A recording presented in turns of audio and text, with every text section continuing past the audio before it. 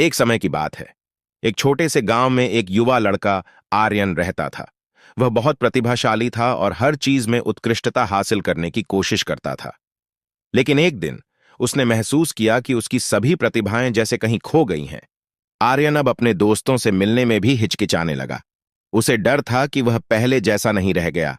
उसने सोचा, अगर मैं सफल नहीं हुआ तो क्या कोई मुझसे दोस्ती करेगा। एक दिन आर्यन गांव के एक पुराने आदमी दादाजी से मिला। दादाजी ने आर्यन की उदासी देखी और पूछा, क्या हुआ बेटे?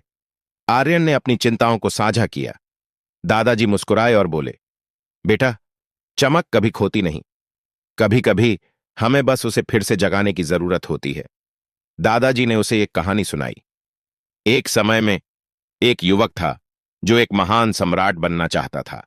उसने अपने कौशल पर काम किया, लेकिन उसे असफलता का सामना करना पड़ा। फिर एक दिन उसने महसूस किया कि असफलता से सीखना भी एक कला है। उसने हर असफलता को एक अनुभव की तरह लिया और धीरे धीरे वह सम्राट बन गया। आर्यन ने दादाजी की बातें सुनकर ठान लिया। उसने अपने भीतर की चमक को फिर से जगाने का निर्णय लिया। उसने अपनी असफलताओं को एक नए नजरिए से देखने का सोचा। वह रोज अभ्यास करने लगा, नई चीजें सीखने लगा और अपनी कमजोरियों पर काम करने लगा। आर्यन ने अपने दोस्तों के साथ मिलकर एक समूह बनाया, जहां सभी एक दूसरे की मदद करते थे। वे एक दूसरे की सफलताओं और असफलताओं का जश्न मनाते थे।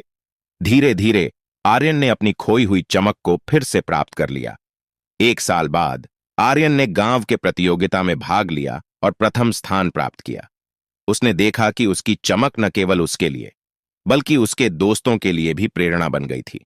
आर्यन ने सीखा कि असफलताएं जीवन का हिस्सा है और हमें उन्हें अपनाना चाहिए। हमारे भीतर की चमक कभी खोती नहीं, हमें बस उसे फिर से जगाने की आवश्यकता होती है। याद रखें, आपकी यात्रा में बाधाएं आएंगी, लेकिन हर असफलता एक नई शुरुआत हो सकती है।